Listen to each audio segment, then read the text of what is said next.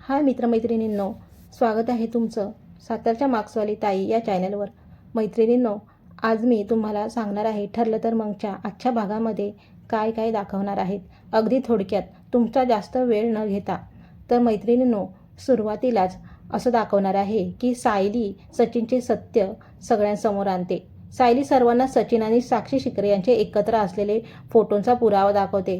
हे पाहून प्रतापराव आणि कल्पना आणि अर्जुनला तर मोठा धक्काच बसतो। अर्जुन ठरवतो की आता सचिनला कोणत्याही परिस्थितीत सोडायचे नाही। तर दुसरीकडे प्रिया ही अस्मिताला मुद्दामून दारापाशी घेऊन येते, जेणेकरून तिला घरातली सगळी चर्चा ऐकू येईल। सचिनचे साक्षीसोबत असलेले अफेअर आणि ती जिवंत आहे हे ऐकून अस्मिताला जबरदस्त धक्का बसतो। तिला अचानक प्रसूती कळा सुरू होतात आणि ती बेशुद्ध पडते। तेव्हा तिला तातडीने हॉस्पिटलमध्ये दाखल करण्यात येते। तर दुसरीकडे प्रतिमा आत्याचा संशय बळावतो। प्रतिमा आत्याला मनातून सतत जाणवत असतं की तन्वी म्हणजे प्रिया आपली मुलगी नाही। त्या सुमनशी याबद्दल बोलतात आणि सांगतात की सायली त्यांना या सत्याचा शोध घेण्यासाठी मदत करणार आहेत।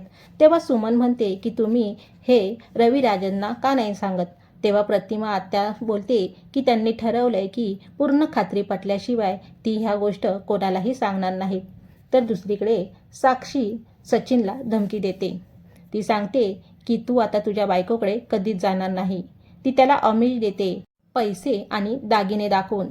ती त्याच्याकडून वचन घेते की तो अस्मिताला आता कधीच भेटणार नाही आणि याच वेळी ती कबूल देखील करते की तिनेच काळे कपडे घालून अस्मिताला तिच्या खोलीत मारण्याचा प्रयत्न केला आणि रेस्टॉरंटमध्येही तिनेच तिला धक्का दिला होता। तर दुसरीकडे अर्जुन आणि चैतन्य सचिनचा शोध घेण्यासाठी बाहेर पडतात। इन्स्पेक्टर मोरे साक्षीच्या जुन्या घराजवळ म्हणजे महिपतच्या घरी तपास करतात, जिथे साक्षी आणि सचिन एका कपाटात लपून बसल्यामुळे थोडक्यातच वाचतात। अर्जुनला सचिनचे लास्ट लोकेशन मिळते आणि तो तिथे देखील पोहोचतो, पण तोपर्यंत सचिन तिथून पळून गेलेला असतो। मैत्रिणींनो, हॉस्पिटलमधला तर खूपच भावनिक क्षण आहे। हॉस्पिटलमध्ये अस्मिताची स्थिती खूपच गंभीर असते। सायली आणि पूर्ण सुभेदार कुटुंब खूप चिंतेत असतात। सायली स्वतः देखील घाबरलेली असून ती कल्पना आणि प्रतापरावांना धीर देत असते। अर्जुन हॉस्पिटलमध्ये पोहोचल्यावर सायली त्याच्या गळ्यात पडून रडते। तर नंतर डॉक्टर आनंदाची बातमी देतात की अस्मिताला मुलगा झाला आहे।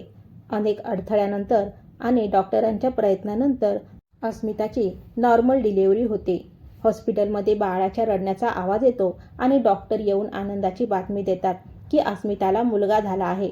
बाळ आणि अस्मिता दोघेही सुखरूप आहेत। हे ऐकून पूर्ण सुभेदार कुटुंब आनंदाने एकमेकांना मिठी मारतात। तर मैत्रिणींनो, भागाच्या शेवटी असं दाखवलंय की सायली आणि अर्जुनला संशय येतो की प्रियाने मुद्दाम अस्मिताला सचिनबद्दलचे सत्य ऐकवले। त्याचवेळी त्यांना हॉस्पिटलमध्ये प्रियाचा एक्स बॉयफ्रेंड सँडी दिसतो। आता अर्जुन आणि सायली सँडीचा वापर करून प्रियाचे सत्य बाहेर कसे काढतात हे पाहणे उत्सुकताचे ठरेल। तर मैत्रिणींनो, आजच्या पुरता इतकंच। धन्यवाद। भेटूया पुढच्या एपिसोडमध्ये।